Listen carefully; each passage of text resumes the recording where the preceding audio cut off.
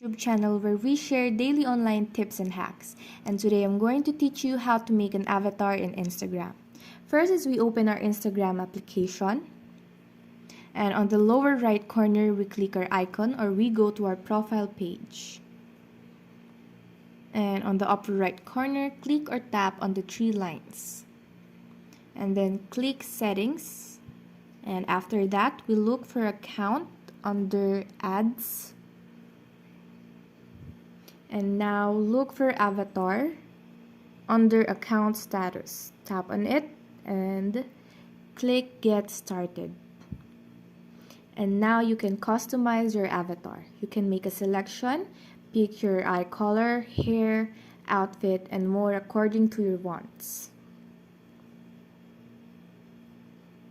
Here you can select your hairstyle, the color, hair color, and many more. And that's how to make an avatar in Instagram. If you enjoyed our video, please like and subscribe.